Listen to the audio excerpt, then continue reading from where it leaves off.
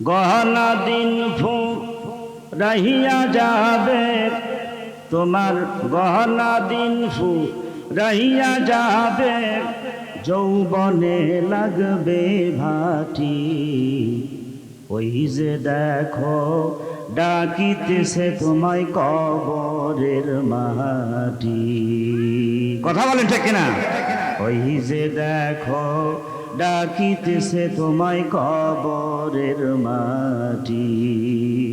তোমার গহনা দিন ফু রহিয়া যাবে, গহনা দিন ফু রহিয়া যাবে, যৌবনে ধরবে ফাঁচি।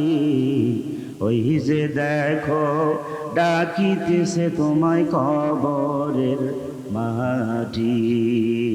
ওই যে দেখো ডাকিতেছে তোমায়, বলেন বলেন বলেন, ওই যে দেখো ডাকিতেছে তোমায় কবরের মাটি।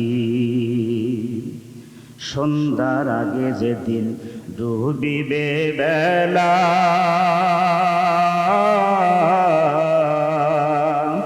এক পলকে ভেঙে যাবে তোমার রঙেরই মেলা।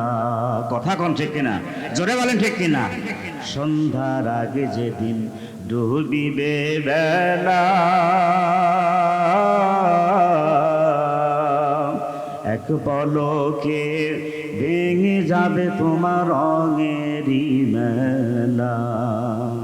কার দিবা তুমি জোরে ধমক, কার দিবা তুমি জোরে ধমক, কার মাথায় ভাঙবা লাঠি। ওই যে দেখো ডাকিতেছে তোমায় কবরের মাটি। বলেন বলেন, ওই যে দেখো ডাকিতেছে তোমায় কবরের মাটি। তোমার গহনা দিন ফু রহিয়া যাবে, গহনা দিন ফু রহিয়া যাবে, যৌবনে লাগবে ভাটি। ওই যে দেখো ডাকিতেছে তোমায় কবরের মাটি। ওই যে দেখো ডাকিতেছে তোমায় কবরের মাটি। ঠিক না ভাই? ঠিক, জোরে বলেন ঠিক না ঠিক কিনা? খবর পেয়ে আসবে আত্মীয় স্বজন,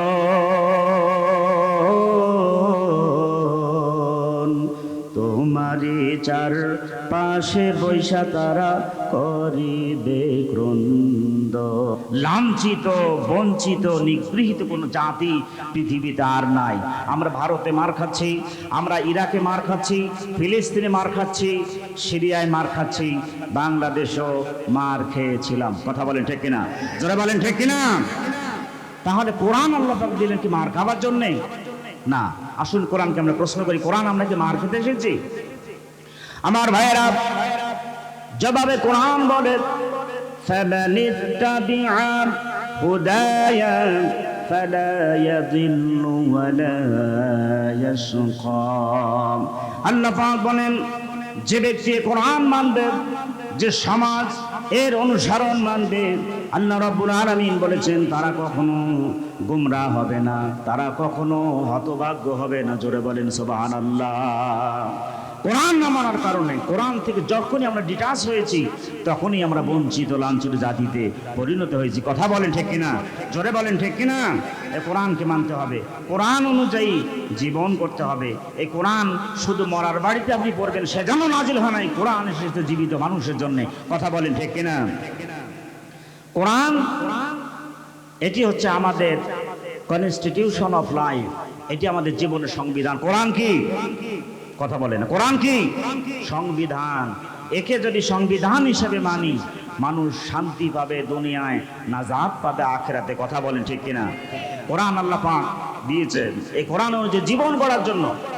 কোরআন অনুযায়ী জীবন করতে হবে। আল্লাহ নবী সুদীর্ঘ 23 বছরে তিনি কোরআন শাসিত সমাজ উপহার দিলেন। সেই সমাজে চোর ছিল না, ডাকাত ছিল না, হাইজ্যাকার ছিল না, টাকা পাচারকারী ছিল না, খুনি ছিল না, গুম করা লোক ছিল না, ধর্ষক ছিল না, চাঁদাবাজ মাস্তান ছিল না, যারা ছিল এগুলি তারাই কোরআন মানার কারণে তারাই হয়েছে ওই টাকা রক্ষার পাহারাদার। সুবহানাল্লাহ, ঠিক কিনা ভাই?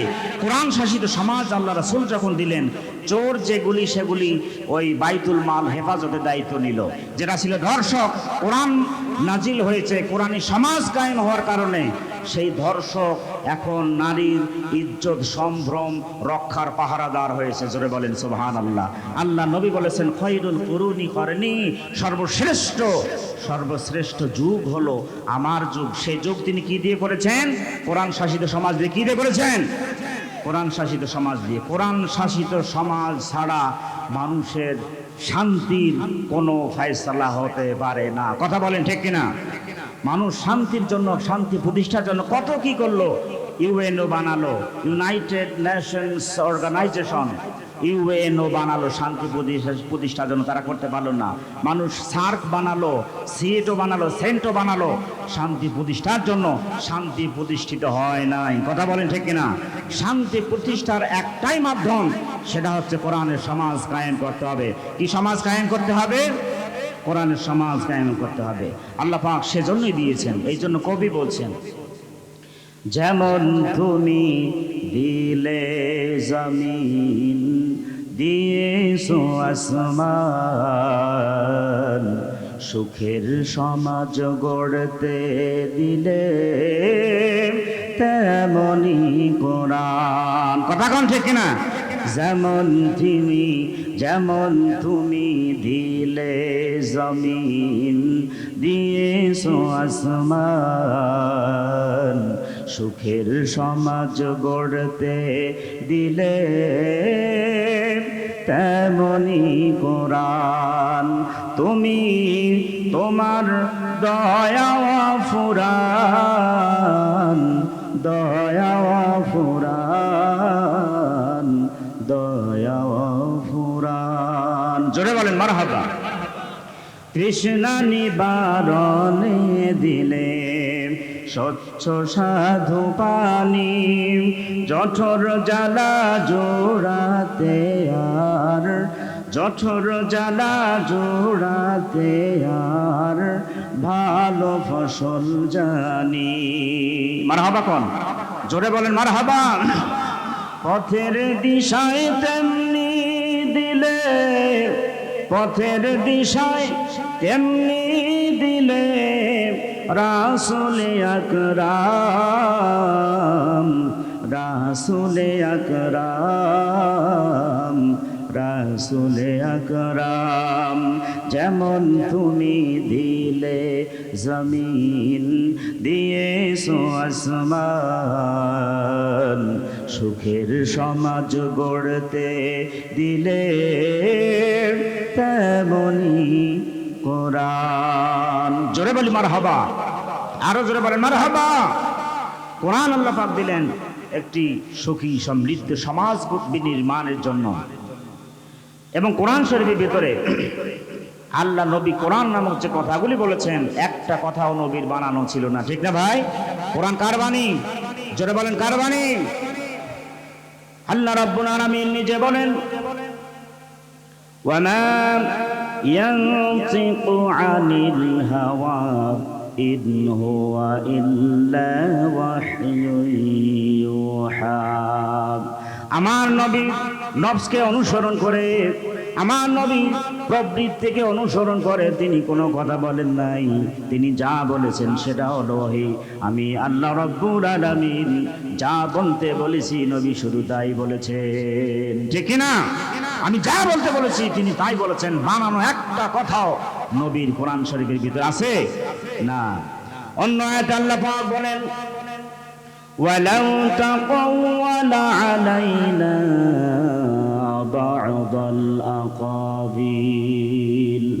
আল্লাহ পাক বলেন, আমার নবী নিজের থেকে বানায়া যদি কোরআনের নামে কোনো কথা যদি তিনি চালাই দিতেন, লাখাদনা মিনহু বিল ইয়ামিন, আমি নবীজি ডান হাতকে চেপে ধরতাম, আর সুম্মা লাকাতানা মিনহুল ওয়াতিন। আল্লাহ পাক বলেন, আমি নবী ডান হাতকে চেপে ধরতাম, আর নবী কণ্ঠনালীকে আমি আল্লাহ রাব্বুল আলামিন কেটে ফেলে দিতাম। কি মারাত্মক কথা! আল্লাহ পাক বলছেন, নবী যদি নিজের থেকে বানায় একটা কথা যদি কোরআনের নামে তিনি বলতেন, আমি নবী ডান হাতকে চেপে ধরতাম। বলেন, কোন হাত চেপে ধরতাম? ডান হাত। ডান হাতে কেন কথা বললেন? ডান হাতে শক্তি থাকে বেশি। আর ডানপন্থীদের আল্লাহ পাক ভালোবাসেন। আল্লাহ কারা ভালোবাসেন? ডানপন্থীদের। আসহাবুল ইয়ামিন, যারা ডানপন্থী তারা যাবে জান্নাতে। আসহাবুশ শিমাল, আসহাবুল ইয়ামিন, ডানপন্থীরা যাবে জান্নাতে, বামপন্থীরা যাবে কোথায়? জাহান্নামে। বামপন্থীরা যাবে জাহান্নামে, ডানপন্থীরা যাবে জান্নাতে। কথা বলেন ঠিক কিনা? আমরা কোন পন্থী হতে চাই? জোরে বলেন, কোন পন্থী হতে চাই? মৌতের হাত পর্যন্ত ডানপন্থী হয়ে থাকবো। কারা কারা রাজি আছি? দুই হাত তুলে আল্লাহর নামে তাকবীর দিয়ে দেখায়। লিল্লাহি তাকবীর, লিল্লাহি তাকবীর, লিল্লাহি তাকবীর। আলহামদুলিল্লাহ। হাত নামান। আল্লাহ যেন কবুল করেন। জোরে বলেন আমিন, জোরে বলেন আমিন। আমার ভাইয়েরা, এই কোরআনে যে কথা শুনছেন, আর রহমান, রহমান হলেন তিনি, দয়াময় হলেন তিনি। আল্লামাল কোরআন, যিনি কোরআন শিক্ষা দিয়েছেন। এই কোরআন আমাদের রূহ, এই কোরআন আমাদের হৃদয়ের স্পন্দন। এই কোরআনের জন্য আমরা বাঁচতে চাই, কোরআন নিয়ে মরতে চাই, কোরআনের সমাজ কায়েম করতে চাই। কারা কারা দিয়েছি? দুই হাত তুলে দেখান। হাত ধরে রাখেন। এ যুবক একটা তাকবীর দাও, যুবক একটা তাকবীর দাও।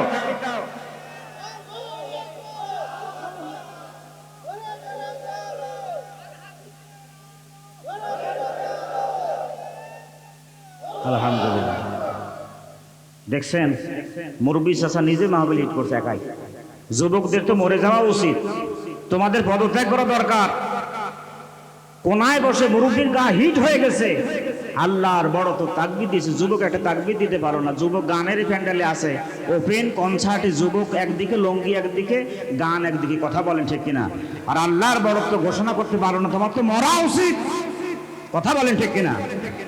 কোরআন নিয়ে বাঁচতে চাই, কোরআনের জন্য মরতে চাই, কোরআনের সমাজ করতে চাই। রাজি আছেন মুসলমান? আল্লাহ যেন তৌফিক দান করেন। বলেন আমিন।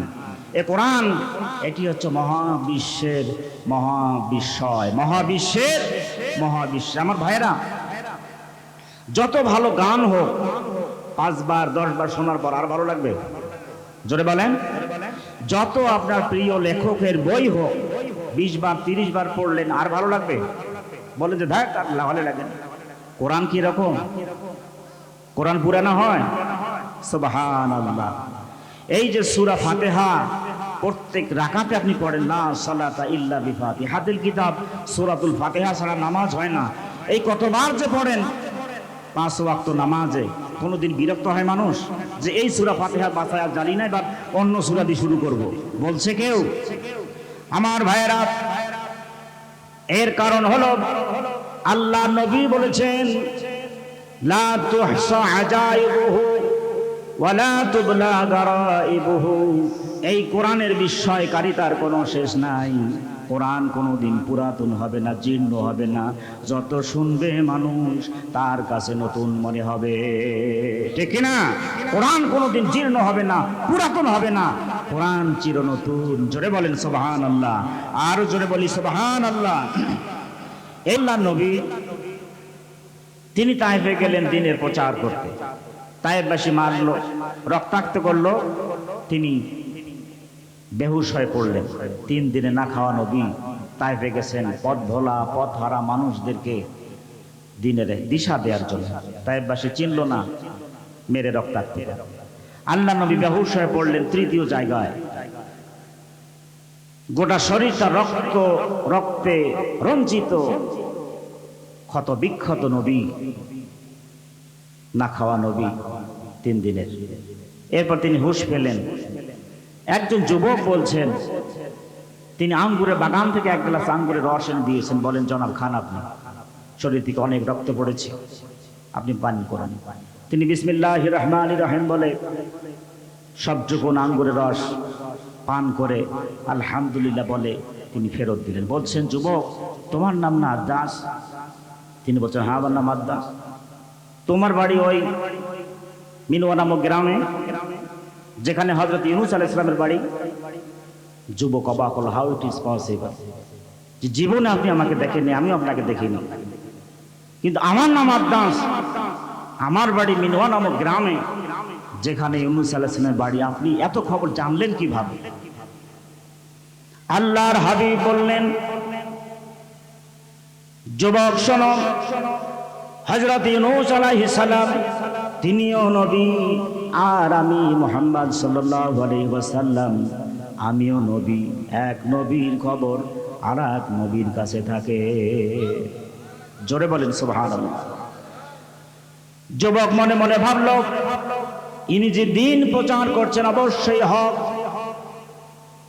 নাম জানেন, দেখা হয় নাই, গ্রাম জানে, এত কুলি খবর যিনি জানেন, দিন প্রচার করছেন, পত্তলিকের বিরুদ্ধে বলছেন, অবশ্যই ইনি হক নবী হবেন। তিনি বললেন, আমি আর মুশরিকি হালতে থাকতে চাই না, এই নেন আমি সাক্ষী রেখে পড়ে নিলাম, লা ইলাহা ইল্লাল্লাহু মুহাম্মাদুর রাসূলুল্লাহ। বলেন সাল্লাল্লাহু আলাইহি ওয়াসাল্লাম। নবীজি মনে ব্যথা নিয়ে ফিরে এলেন মক্কায়। এসে তিনি ফজরের নামাজ পড়াচ্ছেন, কোরআন তেলাওয়াত করছেন ফজরের নামাজে। ওই দিক দিয়ে একদল জিনেরা যাচ্ছিল। বলেন কারা যাচ্ছিল? জিনেরা যাচ্ছিল। আল্লাহ নবীর মুখে কোরআন তেলাওয়াত শুনে তারা অবাক হয়ে গেল, মুগ্ধ হয়ে গেল। জিনেরা বলল, ইন্না সামি'না কুরআনান আজাবা, আমরা এক আশ্চর্য কোরআন শুনলাম, এক আশ্চর্য কোরআনুল কারীম তেলাওয়াত শুনলাম, ইয়াহদি ইলা রুশদ। এই কোরআন শুনলে পরে এর শ্রোতাকে হেদায়েতের রাস্তা বলে দেয়। ফাআমান্না বিহি। আল্লাহর হাবিব বলেন, জিনেরা আমার মুখে কোরআন তেলাওয়াত শুনে এই কথা না বলে পারে নাই যে আমরা এক আশ্চর্য ধরনের কোরআন শুনলাম। শুধু কোরআন শুনি নাই, এর উপর ঈমান আনলাম। আল্লাহর হাবিব বলেন, কোরআন শুনে জিনেরা সঙ্গে সঙ্গে পড়ে নিল, আশহাদু আল্লা ইলাহা ইল্লাল্লাহু ওয়া আশহাদু আন্না মুহাম্মাদান আবদুহু ওয়া রাসূলুহু। কোরআন তেলাওয়াত শুনে জিনেরা ঈমান আনলো। জোরে বলেন সুবহানাল্লাহ। আল্লাহ পাক বলছেন, তায়েফের কাফেররা ঈমান আনে তো কি হয়েছে? আপনার মুখে কোরআন তেলাওয়াত শোনায়া একদল জিনকে মুসলমান বানায় দিয়েছে। সুবহানাল্লাহ। প্রিয় ভাইরা, সেই কোরআন, এটা হচ্ছে সেই কোরআন। আর রহমান আল্লামাল কোরআন, রহমান হলেন তিনি যিনি কোরআন শিক্ষা দিয়েছেন। সেটা হচ্ছে সেই কোরআন। সম্মানিত ভাইরা, এই যে বসরাজপুর আলহাজ ইমদাদুল উলুম নুরানি হাফিজি মাদ্রাসা 24তম আজকে তাফসীর মাহফিল, 24টি বছর ধরে এই মাহফিল হচ্ছে এবং অসংখ্য হাফেজ কোরআন এই মাদ্রাসা থেকে হেফজ শেষ করে সনদ নিয়ে, সম্মানের পাগড়ি নিয়ে বেরিয়ে গিয়ে বাইরে খেদমত করছে। ঠিক না ভাই? জোরে বলেন ঠিক না? প্রিয় ভাইয়েরা, বাচ্চাদেরকে কোরআন শেখাবেন। আজকে যে বাচ্চাটা আপনার বখাটে হয়েছে, ড্রাগ এডিক্টেড হয়েছে, অথবা বেনামাজি হয়েছে, খারাপ সঙ্গ দেওয়ার কারণে নষ্ট হয়ে গিয়েছে, আপনি ব্যর্থ, তাকে কোরআন শেখাতে পারেন নাই। এজন্য ইসলামিক স্কলার যারা, তারা বলছেন, teach your children the Holi Quran, the Holi Quran teach them everything. তোমার বাচ্চাকে তুমি কোরআন শেখাও, কোরআন তাকে সব শেখাবে। তাও বলবো না সুবহানাল্লাহ। কি শেখাবেন? ডাক্তার দরকার আছে আমার দেশে, ইঞ্জিনিয়ার দরকার আছে, মাস্টার দরকার আছে, সব শিখুক। ডাক্তার হবে, মাস্টার হবে, পাইলট হবে, যা বানান, কিন্তু এট ফার্স্ট তাকে কোরআন শিক্ষা দিতে হবে। কি শিক্ষা দিতে হবে? কোরআন যদি শেখে সে আদালতে দাঁড়ায়, তাহলে কোরআন ভিতরে থাকার কারণে ন্যায়কে সে প্রতিষ্ঠিত করবে। কথা বলেন ঠিক কিনা? আজকে আমাদের এই পদের যারা পদধারী, তারা কোরআন ভিতরে না থাকার কারণে তারা আমাদেরকে মিসগাইড করেছে, তারা অন্যায় অবিচারে পক্ষ অবলম্বন করেছে। কথা বলেন ঠিক কিনা? জোরে বলেন ঠিক কিনা?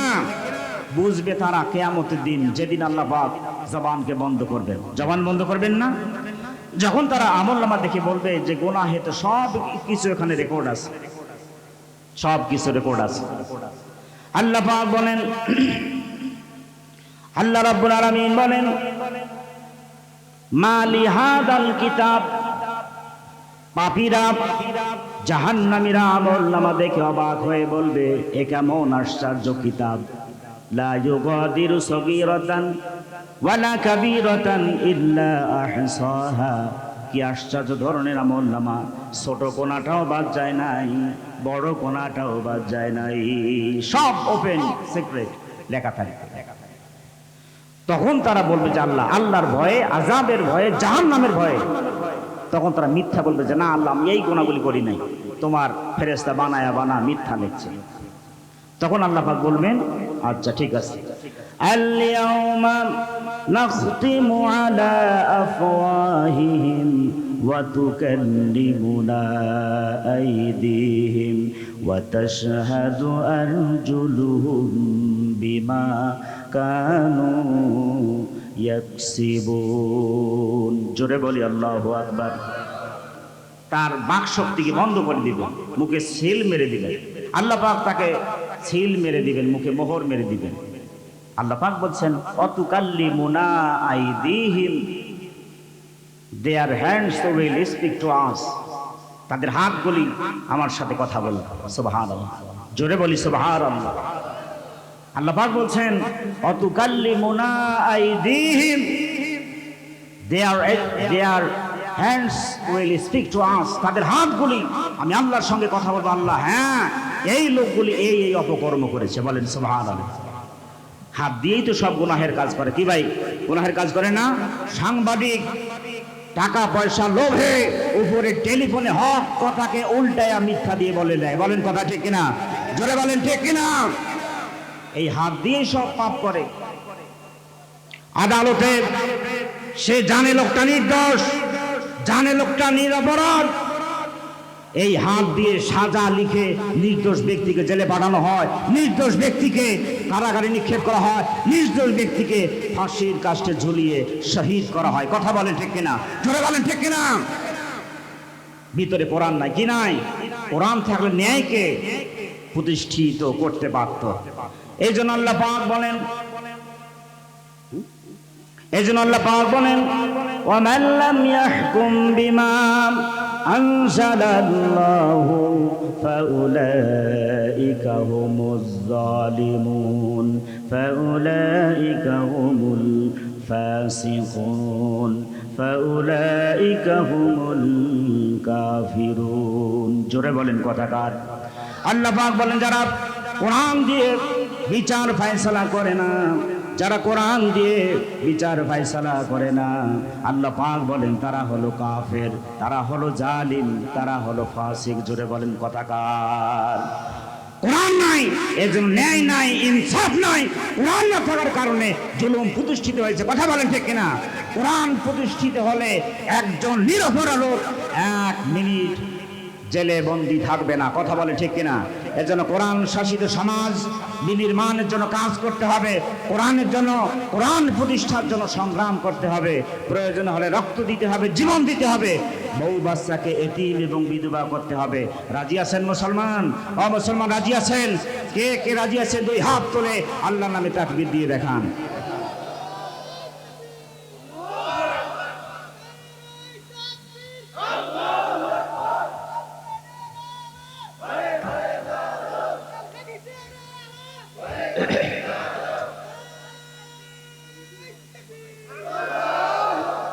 বলেন আলহামদুলিল্লাহ। আল্লাহ যেন ভাইয়ের জবানে যেন বরকত দান করেন, বলেন আমিন।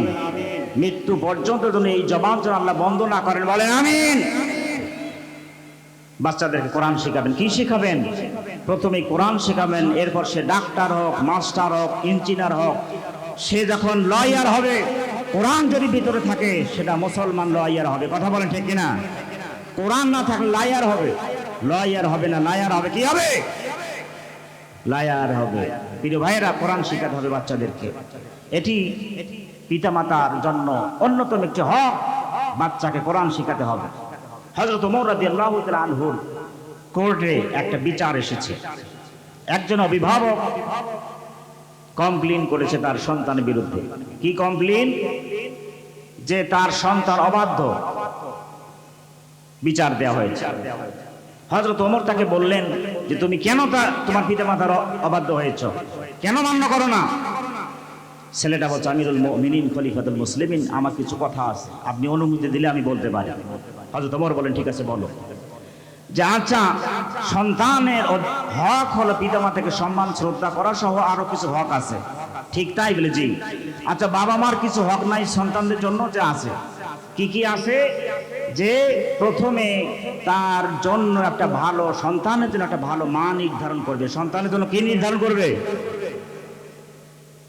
পিতার দায়িত্ব হচ্ছে তার সন্তানের জন্য প্রথমে একটা ভালো মা নির্বাচন করা, নেককার, পরহেজগার, জামালিহা মালিহা হাসাবিহা, এই যে হাদিস শরীফ এসেছে, তার ভিতরে যেন সৌন্দর্য থাকে, বংশ বুনিয়াদ থাকে, দিন থাকে, তাকওয়া থাকে, এরকম মা নির্ধারণ করো।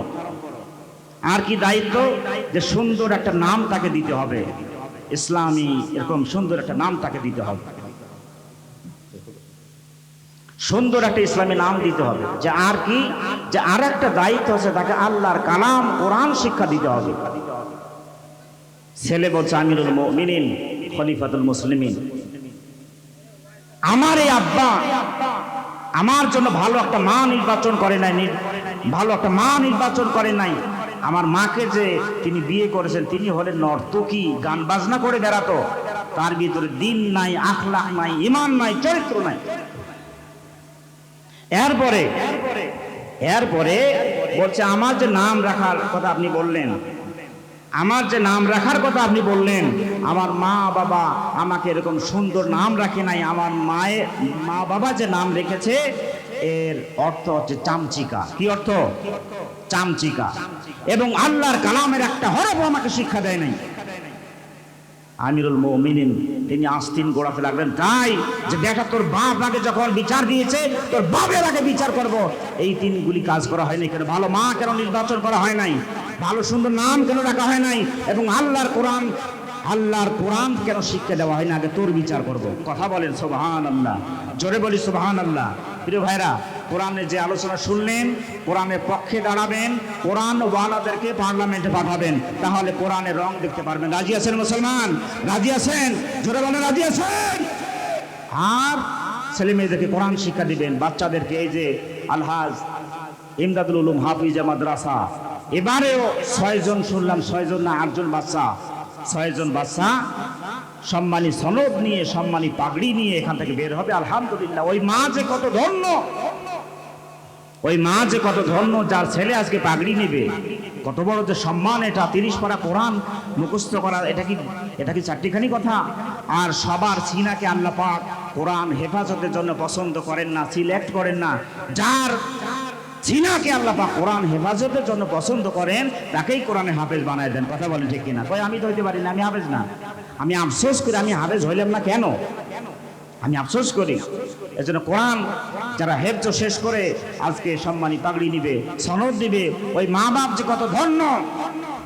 মা বাপকে কিয়ামতের দিন আল্লাহ যেন নাজাত দান করেন, বলেন আমিন। প্রিয় ভাইয়েরা, কোরআন শিক্ষা করলে, যে কোরআন শিক্ষা করলো, কিয়ামতের দিন তার বাবা মার মাথায় নূরের তাজ আল্লাহ পরায় দেবেন। হাদিস শরীফ এসেছে সুবহানাল্লাহ। এবং সেই নূরের তাজ সূর্যের আলোকে হার বানাবে।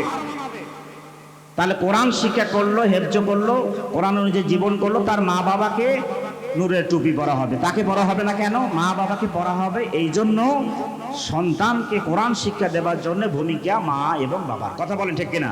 জোরে বলেন ঠিক কিনা? কথাগুলি আল্লাহ পাক বোঝান এবং সে অনুযায়ী আমল করবার আল্লাহ পাক তৌফিক দিন, বলি আমিন।